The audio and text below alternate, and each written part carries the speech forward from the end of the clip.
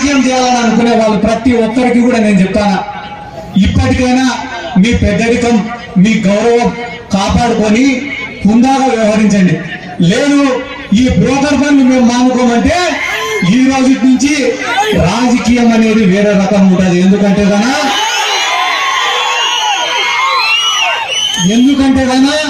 నాకు మీ భవిష్యత్తు కన్నా ముఖ్యమైనది ఏది కూడా లేదు. మీ మంచి కన్నా మీకు మేలు జరిగేదానికన్నా వేరేది ఏది కూడా నాకు ముఖ్యం కాదు. చివరికి మీరు బాగుంటారనుకుంటే ఆ నిమిషమే నా ప్రాణం ఇచ్చడానికి కూడా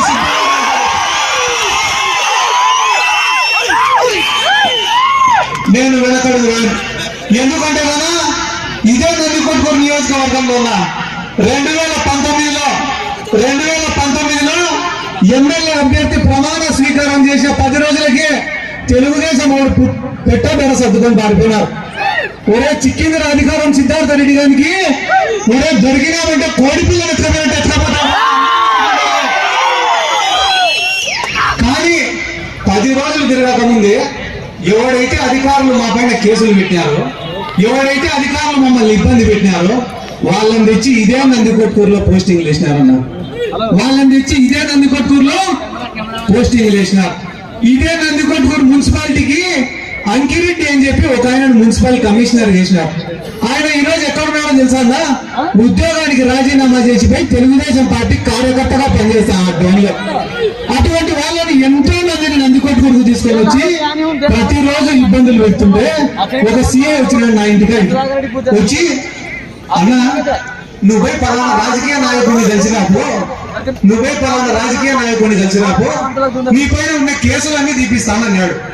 ఒరే నాకు నచ్చకుంటే ప్రజలకు కీడు చేస్తే ప్రజలకు హాని తలపెడితే నా కుటుంబాన్నే లెక్క చేయలే నేను, నా శత్రువునే లెక్క చేయలే నేను, పెద్ద పెద్ద మంత్రినే లెక్క చేయలే నేను. హాస్టల్ పెళ్లి సారంటారా? నాకు గంట టైం ఇస్తాను, వారంతా వారు ట్రాన్స్ఫర్ పెట్టుకొని పోతారా?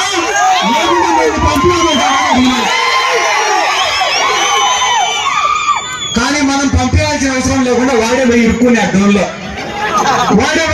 వాడే సస్పెండ్ అయినాడు. అటువంటి నాయకులందరినీ తెచ్చి నందికొట్కూరులో వేసి నందికొట్కూరులో ఇబ్బంది పెట్టినారు. ఈ రోజుకి కూడా ఇంటి పట్టాలు కావాలని కొట్లాడుతున్నారు, 98 జీవో కింద ఉద్యోగాలు కావాలని కొట్లాడుతున్నారు, కేసీ రోడ్డు వేయాలని కొట్లాడుతున్నారు, మిత్తూరుకు లిఫ్ట్ ఇరిగేషన్ కావాలని కొట్లాడుతున్నారు, మండలంలో లిఫ్ట్ ఇరిగేషన్ కావాలని కొట్లాడుతున్నారు, మండలానికి లిఫ్ట్ ఇరిగేషన్ కావాలని కొట్లాడుతున్నారు, మా పంటలకు సాగునీరు కావాలని కొట్లాడుతున్నారు, నందికొట్కూరులో తాగునీరు కావాలని కొట్లాడుతున్నారు. ఇన్ని సమస్యల పైన అర్జీలు ఎత్తుకోవడం ముఖ్యమంత్రి గారికి నేనిస్తుంటే మీ నందికొట్కూరులో మాత్రం ప్రోటోకాల్ కోసం కొట్లాడే పనికిమాలలో ఉండాలి.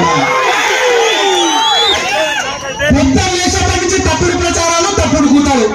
ఏంటి కూడా తప్పుడు ప్రచారాలంటే ఈ వయసులో ఏమన్నా ముద్ర ఏమని చెప్పాను తట్టుకుంటా. ఇక్కడికి వచ్చిన వాళ్ళల్లో బీసీలు ఉన్నారు, ఎస్సీలు ఉన్నారు, మైనారిటీలు ఉన్నారు, ఓసీలు ఉన్నారు, పేదవాళ్ళు ఉన్నారు, డబ్బులు ఉండే వాళ్ళు ఉన్నారు, రైతులు ఉన్నారు, వ్యాపారం చేసుకునే వాళ్ళు ఉన్నారు, ఉద్యోగస్తులు ఉన్నారు, విద్యార్థులు ఉన్నారు, అన్ని రకాల ప్రజలు కూడా ఇక్కడ ఉన్నారు. అందరూ కలుపుకొనే పోతున్నారు కదా. ఎంతో మంది ఎస్సీలు వాళ్ళ ఇళ్లకు ప్రేమగా పిలిచి నాకు కూడు పెడుతున్నారు కదా. అటువంటి తరుణంలో ఇంత ప్రేమ ఉన్న ఈ నియోజకవర్గంలో సిద్ధార్థ రెడ్డి గారు దళిత ఎమ్మెల్యేకు అవమానపరిచినాడని చెప్పి రాష్ట్రం అంతా ఊదరగొట్టినారు ఈ ఎదవలు.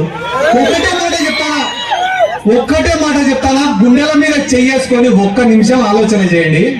గడిచిన 5 సంవత్సరాలు పోయినసారి ఎన్నికల్లో ప్రతి గడప తిరిగిన, ప్రతి ఊరికి వచ్చిన, ఒక్కొక్క ఊర్లో 10 మీటింగులు పెట్టిన, వైఎస్ఆర్ కాంగ్రెస్ పార్టీకి ఓటేమని అడిగిన, ఫ్యాన్ గుర్తుకు ఓటేమని అడిగిన, కానీ అధికారం వచ్చిన రోజు నుంచి ఈ రోజు వరకు మీ గ్రామాలకు నేను ఒక్కసారైనా వచ్చినాను. మీ గ్రామంలో జరిగే ప్రభుత్వ కార్యక్రమాలలో ఒక్క రోజున పాల్గొన్నానా? ఏ రోజైనా ఎమ్మెల్యే వచ్చినప్పుడు అదే కార్యక్రమానికి అటెండ్ అయ్యి ఆ ఎమ్మెల్యే యొక్క హక్కులకు బలం కలిగించినానా? రాకుంటే ఏమో సిద్ధార్థ రెడ్డి కనపడ్డంలే, వస్తే ఏమో ఎమ్మెల్యే ప్రోటోకాల్ కి ఆటంకం కలిగించినాడని మాట్లాడుతున్నారు. నేను మహా అంటే 10 కార్యక్రమాలకు అటెండ్ అయ్యిందా? ఆ 10 కార్యక్రమాలకు కూడా ఎందుకు అటెండ్ అయినా తెలుసా? నేను మిత్తూరుకు అనిల్ కుమార్ యాదవ్ గారిని పిలుచుకొని వచ్చిన. దేనికోసం పిలుచుకొని వచ్చిన? ఆయన ఇరిగేషన్ శాఖ మంత్రి.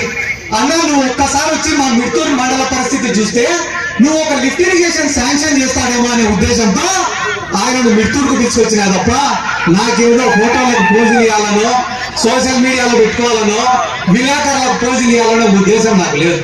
మినిస్టర్ ఆర్కే రోజా గారిని పిలుచుకొని వచ్చిన నందికొట్కూరుకి. ఎందుకు పిలుచుకొని వచ్చినా? నేను స్పోర్ట్స్ అథారిటీకి చైర్మన్ ఉన్నా కాబట్టి 2 ఇండోర్ స్టేడియంలు నిర్మించినా కాబట్టి వాటి ఓపెనింగ్లకు ఆర్కే రోజా గారిని పిలుచుకొచ్చిన తప్ప వేరే ఒక 5 నుంచి 10 కార్యక్రమాలకు తప్ప ఏ కార్యక్రమానికి కూడా నేను హాజరు కాలే.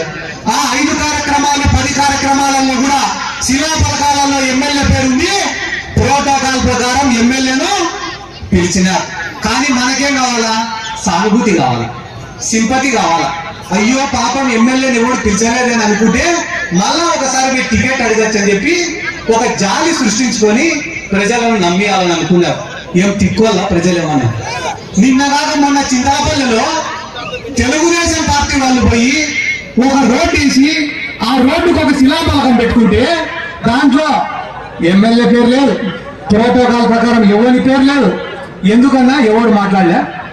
కుల సంఘాలు ఎందుకన్నా ఎవరు మాట్లాడలే? ఎందుకు మాట్లాడలే అంటే శివానందరెడ్డి కాడ, గౌరవ వెంకట రెడ్డి కాడ, బైరెడ్డి రాజశేఖర రెడ్డి కాడ డబ్బులు ఉన్నాయి కాబట్టి.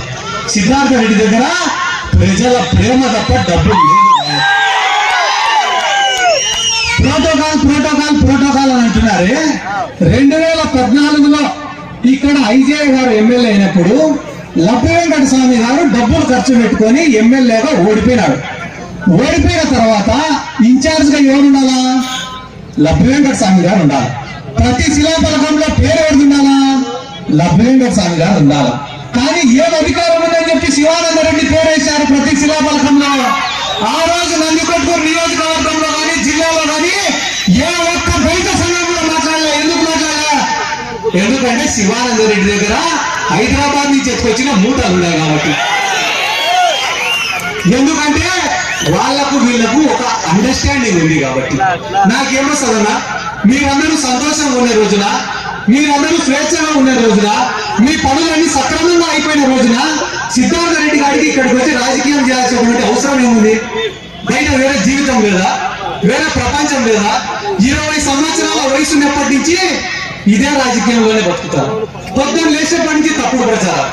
ఎంత తప్పుడు ప్రచారాలు అంటే ఈడనే ఉంటాడు వేదిక పైన ఆయన సింగారం రంగా అని ఉన్నాడా?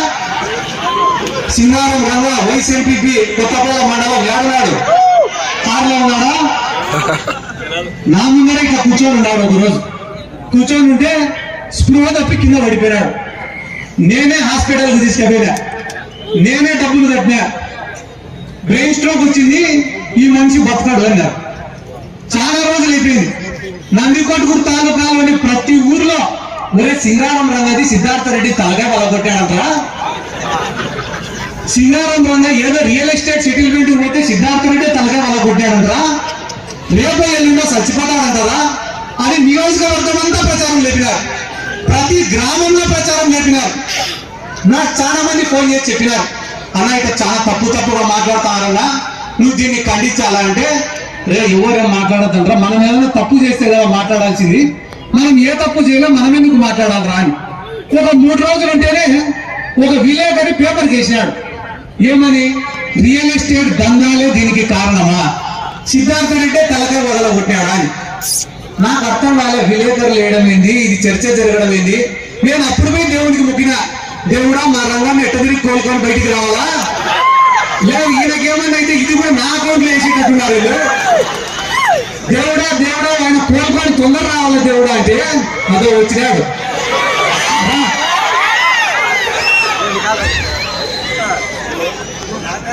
ఆయన కోలుకోవాలని కోలుకునే తర్వాత పాపం కోలుకున్నాడు. కోలుకునే తర్వాత తల పగలగొట్టే ఇచ్చే ట్రీట్మెంట్ కి, బ్రెయిన్ స్ట్రోక్ వస్తే వచ్చే ట్రీట్మెంట్ కి తేడా ఉండదా? ఖచ్చితంగా ఉండదు. ఈయన కోలుకొని ఈ రోజు నా పక్కన నిలబడుతున్నాడు కాబట్టి ఈయనకు బ్రెయిన్ స్ట్రోక్ వచ్చిందా లేకుంటే మేము తల వెలగొట్టాడా అని ప్రపంచానికి చెప్పడానికి ఒక నిజం నా పక్కన ఉంది. అదే ఏమన్నా అయ్యింటే ఆ తప్పు పేరు కూడా నాకే కదా, ఆ చెడ్డ పేరు కూడా నాకే కదా.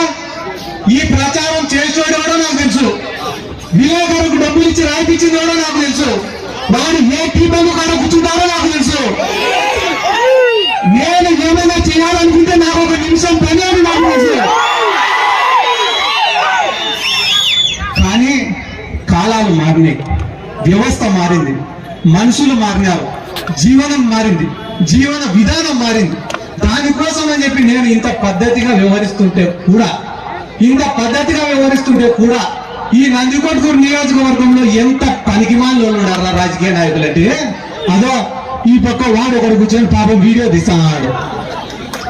వాని ఇంట్లో బాంబులు పెట్టి, వాని ఇంట్లో 22 బాంబులు పెట్టి మళ్ళా మీడియా ముందుకు వచ్చి వాళ్ళే ఏడుస్తున్నారు.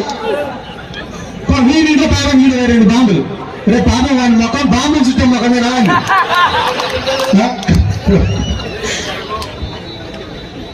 22 బాంబులు పెడితే ఒక సామాన్యుడు, ఒక అమాయకుడు, ఒక మధ్యతరగతి, దిగువ మధ్యతరగతి కుటుంబంలో ఉండే ఒక వ్యక్తి ఇంట్లో 22 బాంబులు పెట్టి మళ్ళా వాళ్ళే పోలీసులకు కంప్లైంట్ పెట్టి కేసులలో ఇరికేయాలని అనుకుంటుంటే, నేను జగన్ సార్ని కానీ అధిష్టానాన్ని కానీ కోరుకునేది ఒక్కటే సార్.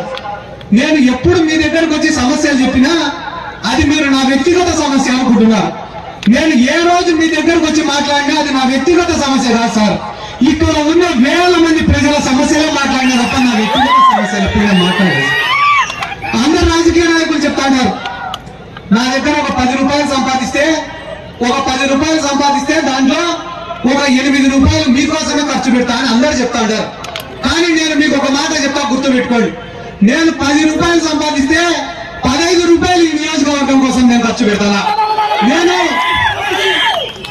నేను ఖర్చు పెట్టేదానికి కూడా కారణం ఏమరా అంటే మీ ఓట్ల కోసమో మీ మొప్పు కోసమో కాదు. ఏ రోజైనా నేను మీ ఊరికి వస్తే అరే సిద్ధార్థ రెడ్డి వచ్చినాడు, మా పిల్లోడు వచ్చినాడు అని చెప్పి మీ ఇంటికి పిలిచి మంచినీళ్ళు ఇచ్చినా చాలని అనుకుని బతికే మనస్తత్వమే తప్ప నేను రాజకీయ కోణంలో ఎప్పుడు కూడా ఏది ఆలోచన చేయాలి. వీళ్ళు అనుకుంటుంటారు శిలాపలకంలో నా పేరుండాలా, ప్రోటోకాల్లో నా పేరుండాలా, పేపర్ కు నా ఫోటో రావాలా, ఎక్కడికి పోయినా నన్నే ముందు పెట్టాలా. ఆ మనస్తత్వం నాకు లేదన్నా. రాష్ట్రంలో ఈరోజు నందికొట్కూరులో కాదు శ్రీకాకుళంలో సిద్ధార్థ రెడ్డి గారిని గుర్తుపడతా అంటే నాకేం తెలియదా? ఈ రోజు నాకంత గుర్తింపు వచ్చిందంటే దానికి కారణం మీరు తప్ప ఎవరు లేరని కూడా ఈ సందర్భంగా ఎందుకు. ఇంకొక ముఖ్యమైన విషయం, ఇట్లాంటి తప్పుడు ప్రచారాలు అనేటివి కూర్చోతాము వాళ్ళు కొట్టేటట్టున్నారు. కూర్చోవాలి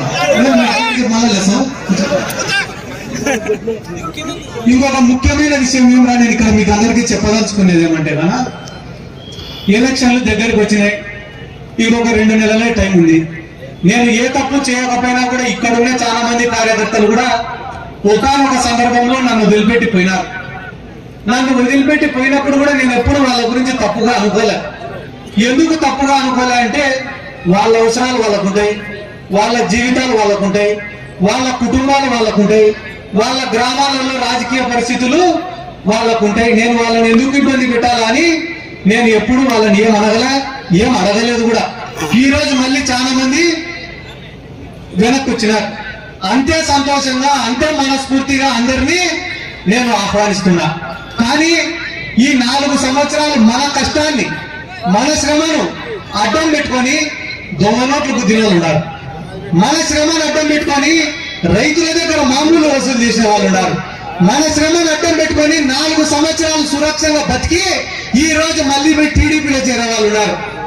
జగన్ సార్, అదో ఆ కెమెరా ఉంది, నువ్వు బాగా చూపినాను సార్. జగన్ సార్ చేతులెత్తి మొక్కుతాను సార్. మీకోసం కష్టపడేదానికి సిద్ధం సార్, మీకోసం అవమానాలను దిగమింగేదానికి సిద్ధం సార్. ఖచ్చితంగా నందికొట్కూరు నియోజకవర్గంలో భారీ మెజార్టీతో అభ్యర్థిని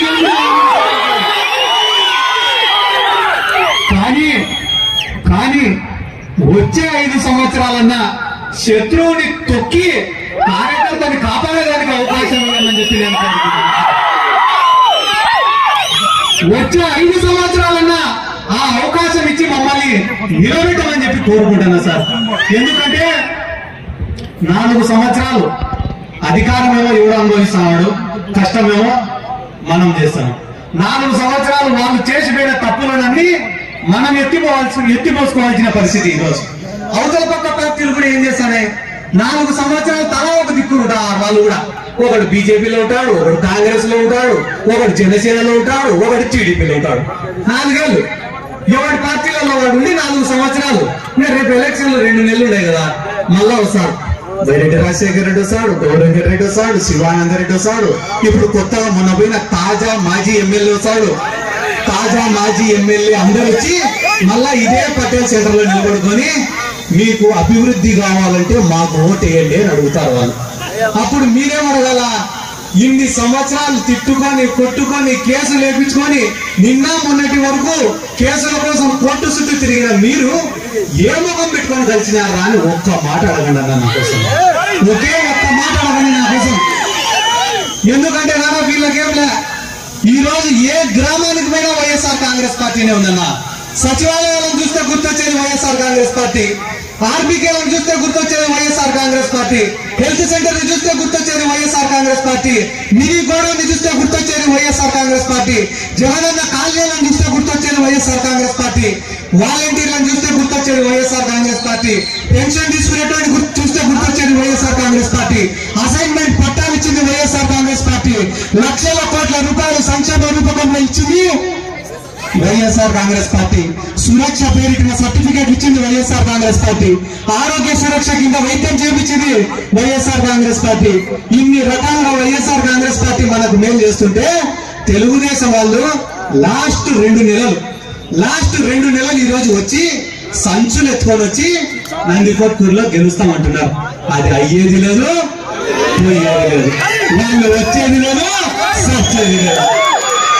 మళ్ళా చెప్తానా, నాలో నిజాయితీ ఉన్నంత వరకు, నేను నిజాయితీగా ఉన్నంత వరకు, మీకోసం నిజాయితీగా పనిచేసినంత వరకు ఆ దేవుడు కూడా నా వెంట ఉంటాడని చెప్పి బలంగా నమ్ముతున్నాను. ఎందుకంటే ఈరోజు జగన్మోహన్ రెడ్డి గారు మన పైన ఒక పెద్ద బాధ్యత పెట్టారు. మొన్నటి ఎన్నికల్లో గెలిచి రాజకీయంగా నిలబడినాం. ఈసారి ఎన్నికల్లో గెలిస్తే రాజకీయంగా నిలదొక్కుంటాం. కాబట్టి ఈసారి మనకు అభ్యర్థిగా దారా సుమీర్ గారిని పంపించినారు వైఎస్ జగన్మోహన్ రెడ్డి గారు. వైద్యుడు, విద్యావంతుడు, చాలా చిన్న స్థాయి నుంచి ఈ రోజు రాష్ట్రంలోనే ఒక ఉన్నత స్థాయికి ఎదిగిన వైద్యుడు డాక్టర్ సుధీర్ గారు. ఇప్పుడు తెలుగుదేశం పార్టీ వాళ్లకు వేరే కారణాలు లేవు, కూర్చోండి, వేరే కారణాలు లేవు. కాబట్టి ఇప్పుడు అర్జెంట్ గా వాళ్ళు ఎత్తుక్కునే అంశాలు ఏంటంటే అంటే లోకల్, నాన్ లోకల్. గడిచిన 5 సంవత్సరాలుగా శివానంద రెడ్డి ఈ నియోజకవర్గంలో ఎన్ని రోజులు ఉన్నాడో ఏళ్లపైన చెప్పచ్చు. 5, 10, 15 అని. వాళ్ళు లోకలు, మనం నాన్ లోకల్. ఈ నియోజకవర్గాన్ని అడ్డం పెట్టుకుని వేల కోట్ల ఆస్తులు సంపాదించి హైదరాబాద్లలో, ఊటీలలో, కోయంబత్తూరులో, ఢిల్లీలో ఆస్తులు సంపాదించుకునేటోళ్ళు లోకలు. యాన్నో డబ్బు సంపాదించుకొని వచ్చి నందికొట్కూరులో ఖర్చు పెట్టే అన్యాయన నాన్ లోకలు. సున్నిపేటలో 6 సంవత్సరాలు, 22 సంవత్సరాలు కర్నూలులో వైద్యం చేసినాడు, నాన్ లోకలు. సారాగాడి పడిపోయేటోళ్ళేమో లోకలు. ఇవన్నీ మనం ఈ రోజు భావంగా చెప్పుకునేదానికి ఏం లేవు. ఇప్పుడు చంద్రబాబు నాయుడు వచ్చి ఏదైనా మేనిఫెస్టో చెప్పారు, నమ్మేటోడు నమ్మేటోళ్ళు. ఆ పవన్ కళ్యాణ్ నమ్ముతాంటావా? మీరు అసలు ఉన్నారు. కాబట్టి చంద్రబాబు నాయుడు ఎవరైనా చెప్పి మేనిఫెస్టో చెప్పినా నమ్మే పరిస్థితి లేదు. కానీ ఒక 10 రోజుల తర్వాత జగన్మోహన్ రెడ్డి గారు వచ్చి ఒక మేనిఫెస్టోని ప్రకటిస్తే విద్యార్థులు పరీక్షల రిజల్ట్స్ వస్తే ఎట్టెత్తుకుంటారు పేపర్ కాడిపోయి, నా పేరుందా లేదా, నా పేరుందా లేదా అని. అట్లా జగన్మోహన్ రెడ్డి గారు మేనిఫెస్టో ప్రవేశపెడితే రాష్ట్రంలో ఉండే ప్రజలందరూ కూడా అంత ఆతృతగా ఎదురు చూసే పరిస్థితి. ఎందుకు? మాట చెప్తే అది చేస్తాడు కాబట్టి, మాట ఇస్తే దాన్ని నిలబెట్టుకుంటాడు కాబట్టి.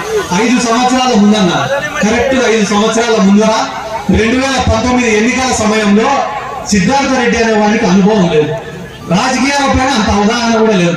నాకు తెలిసింది 2, పైన జగన్ తెలుసు, కింద మీరు తెలుసు. వ్యవస్థ ఏది కూడా నాకు తెలియదు. ఎలక్షన్లు అయిపోయిన వెంటనే ప్రతిపక్షం మాదిరి ప్రజలకు పనులు ఎట్లా చేయాలో తెలియదు, ఏదైనా ఇబ్బంది వస్తే ఎవరు అడగాలో తెలియదు. కానీ ఈ 5 సంవత్సరాలలో పనులు ఎట్లా చేపించుకోవాలో తెలుసు, పనుల కోసం ఎట్లా పోరాడాలో తెలుసు. ఒకనొకప్పుడు 10 మంది ఎమ్మెల్యేలను మన కాడికి పిలుచుకునే పరిస్థితి. కానీ ఈ రోజు రాష్ట్రంలో ఉండే ఎమ్మెల్యేలందరూ మనల్ని పిలుచుకునే పరిస్థితి. ఇదే నందికొట్కూరు మున్సిపాలిటీలో కూడా ఇండిపెండెంట్ వేస్తే ఇండిపెండెంట్ నన్ను కూడా గెలిపించారన్న ఇక్కడ ఉన్న ప్రజలు. నేను కూడా అనుకున్నా, తిరిగిన 16 కోట్ల రూపాయల అడిషనల్ గ్రాంట్ ఈ నందికొట్కూరు మున్సిపాలిటీకి తీసుకొని వచ్చిన. 16 కోట్ల రూపాయల అడిషనల్ గ్రాంట్ ఈ నందికొట్కూరు మున్సిపాలిటీకి తీసుకొని వచ్చిన. జనరల్ ఫండ్ గానీ, జీజీఎంపీ నిధులు గానీ, 14th ఫైనాన్స్ లో చేసిన పనులు గానీ, 15th ఫైనాన్స్ లో చేసిన పనులు గానీ, 30 పడకల ఆసుపత్రి గానీ, 3000 ఇళ్ల పట్టాలు గానీ, 1800 మందికి హౌసింగ్ గానీ, ఇదే ఏబిఎం పార్క్ లో ఉండే ఒక పార్క్ గానీ, షాదీఖానా గానీ, ఇవన్నీ కూడా మన వైఎస్ఆర్ కాంగ్రెస్ పార్టీ అధికారంలోకి వచ్చినాక చేసినట్టుగా. మనకన్నా ₹1 ఎక్కువ పని చేసింటే కూడా ఓటు అడగాల్సినటువంటి అవసరం లేదు. అనుభవం లేదు, పిల్లోడు ఏం చేయలేడు అని చెప్పినా, ఇన్ని ఇబ్బందులు పెట్టినా, నా పనులు కాకుండా ఆపినా, కేవలం మీ దగ్గర నాకు మాట రాకూడదనే ఉద్దేశంతోనే కష్టపడి తిరిగి పని చేసుకున్నా తప్ప నాకు వచ్చే కిరీటం లేదు, నాకు వచ్చే పదవి కూడా లేదని చెప్పి ఈ సందర్భంగా నేను తెలియజేసుకుంటూ, రానున్న రోజులలో ఈ రోజు పరిచయ కార్యక్రమం పెట్టినాం ఎమ్మెల్యే గారిది. అయిపోయిన తర్వాత ఈ నెల 11వ తేదీన మనమందరం అనంతపురం తిరగాల. దాదాపుగా మన నియోజకవర్గం నుంచే 10,000 మంది అనంతపురంలో జగన్మోహన్ రెడ్డి గారు చేసే సిద్ధం కార్యక్రమానికి ఇక్కడి నుంచి కదలిపోవాలని చెప్పి ఈ సందర్భంగా నేను తెలియజేస్తుంటే, ఆ కార్యక్రమం అయిపోయిన వెంటనే మేనిఫెస్టో విడుదల చేస్తాడు. ఆ మేనిఫెస్టో తీసుకొని గడప తిరగాల. గడపకు పోయి జగన్మోహన్ రెడ్డి గారు రేపు మళ్ళా ముఖ్యమంత్రి అయిన తర్వాత ఏమేం చేస్తాడనేది వివరించి చెప్పాలా. దాని తర్వాత ఎన్నికల ప్రచారం చేయాలా. దాని తర్వాత ఎమ్మెల్యే అభ్యర్థిని గెలిపించుకోవాలా. ఈ 60 రోజులు కష్టపడాలా. ఎవరి జీవితాలు వాళ్ళకున్నాయి, ఎవరి కుటుంబాల వాళ్ళకున్నాయి, ఎవరి పనులు వాళ్ళకున్నాయి. కానీ ఈ 60 రోజులు కూడా రోజులో ఒక గంట సేపు మాత్రం పార్టీ కోసం, మనకిచ్చిన పదవుల కోసం కష్టపడాలన్నా, పార్టీ చేసిన మంచి గురించి ప్రజలకు వివరించి చెప్పండి అన్నా. ఎందుకంటే జగన్మోహన్ రెడ్డి లాంటి మంచి నాయకుడిని మనం పోగొట్టుకుంటే నెక్స్ట్ వచ్చేదంతా కూడా రాక్షసులు, రాబందులే. ఒక్కటే మాట చెప్పండి, ప్రతి గడపకు పోయి కూడా చేతులు కట్టుకొని తలదించుకొని చెప్పులు ఎదిరేసి బతికే బానిస బతుకులు కావాలా, లేకుంటే కాలరెగిరేసి దమ్ము ధైర్యంతో బతికే జగన్మోహన్ రెడ్డి పాలన కావాలని ఒక్కసారి. పెన్షన్ కావాలన్నా, రేషన్ కావాలన్నా, ఒక లోను కావాలన్నా, ఏది కావాలన్నా కూడా జన్మభూమి కమిటీల ముందర చేతులు పట్టుకునే రోజులు అవి. ఈ రోజు ఇంటికి వచ్చి పథకాలు ఇచ్చిపోయే రోజులు ఇవి. ఊర్లో ఇద్దరు బాగుండాలంటే తెలుగుదేశానికి ఓటేయమనండి, ఊరు మొత్తం బాగుండాలంటే వైఎస్ఆర్ కాంగ్రెస్ పార్టీకి. ఈరోజు చెప్తానా, జెండా కట్టి ఖచ్చితంగా జనంలోకి పోతాం. రానున్న రోజుల్లో అన్ని గ్రామ పంచాయతీలు తిరుగుతాం. ఒక్కొక్క గ్రామానికి జరిగిన మేలుని వివరిస్తాం. రానున్న రోజుల్లో నందికొట్కూరు నియోజకవర్గానికి ఏం చేస్తామో కూడా చెప్పి ప్రజల మనసులు గెలిచి ఓట్లు అడుగుతామని చెప్పి ఈ సందర్భంగా నేను తెలియజేస్తుంటూ, చివరిగా ఒక్క మాట, ఎప్పుడైనా కూడా ఒక పార్టీ, ఒక నాయకత్వం, ఒక సిద్ధాంతం అనేది ఉండాలి. 2 పడవల పైన ప్రయాణం ప్రమాదకరం. 2 పడవల పైన ప్రయాణం ప్రమాదకరం. అది కూడా ఏ రకంగానే ఒక ఉదాహరణ అడుగుతూ మీకే చెప్తా. శివానంద రెడ్డి టీడీపీలో ఉన్నాడు, గౌరవ వెంకట రెడ్డి వైసీపీలో ఉన్నాడు. బావా నువ్వు ఆ పార్టీ వస్తే నీది, బామర్ది ఈ పార్టీ వస్తే నాది అన్నారు. ప్రజలు తిక్కోవాలనుకున్నారు, పార్టీ అధినాయకులు తిక్కోవాలనుకున్నారు. పాపం ఈరోజు 2 పార్టీలు కూడా పంగనామాలు పెట్టే పరిస్థితి వచ్చింది. వైసీపీలోకి ఎంట్రీ లేదు, ఆడ ఉన్న సీట్లన్నీ రాజశేఖర రెడ్డి ఎత్తుకపోతాను. దానికోసమే నేను, అది పై స్థాయి నాయకుడికైనా కింద స్థాయి నాయకుడికైనా ఒకటే మాటనే, మనం పని చేసినా బతికినా ఒక పార్టీ, ఒక నాయకత్వం, ఒక సిద్ధాంతం. అంతే తప్ప పూటకో పార్టీ, అవసరానికి ఒక నాయకుడిని మారిస్తే ప్రజలు కూడా నమ్మే పరిస్థితి ఉన్నారు. ఒక గ్రామంలో మెజార్టీ తెచ్చుకోవాలంటే 10 గ్రూపులు మన కారు ఉండాల్సినటువంటి అవసరం లే. ఒక గ్రామంలో మెజార్టీ తెచ్చుకోవాలంటే 10 గ్రూపులు మన కాడు ఉండాల్సినటువంటి అవసరం లే. నీతిగా నిజాయితీగా కష్టపడే ఒక నిజాయితీ గల కార్యకర్త ఒక్కడునే చాలని. అందరూ కలిసి వచ్చేది మేమే సిచ్చుతం పొడుస్తామంటారంట. నా ఇంట ఒక మనిషి లేనప్పుడు, నా కాడ రూపాయి డబ్బు లేనప్పుడు, నాకు పరిచయాలు లేనప్పుడే నన్ను గెలిపించి హక్కున చేర్చుకునేది ఈ నందికొట్కూరు నియోజకవర్గం. ఈ రోజు ఇంత బలం వైఎస్ఆర్ కాంగ్రెస్ పార్టీని ముట్టుకునే ప్రసక్తే లేదని కూడా తెలియజేసుకుంటూ ప్రతి ఒక్కరు ఒక్క పిలుపుతోనే ఇంతమంది వచ్చినారు కదా, ఒక్క పిలుపుతోనే ఏం ఆశించకుండా మా బిడ్డరా అని చెప్పి ఆశీర్వదించడానికి వచ్చిన ప్రతి ఒక్కరికి కూడా నా శిరస్సు నుంచి నమస్కారాలు తెలియజేసుకుంటూ సుధీర్ గారిని ఆశీర్వదించాల్సిందిగా కోరుకుంటూ, జగన్మోహన్ రెడ్డి గారిని ఆశీర్వదించాల్సిందిగా కోరుకుంటూ, వైసీపీ పార్టీకి అండగా ఉండాల్సిందిగా కోరుకుంటూ సెలవు తీసుకుంటాను.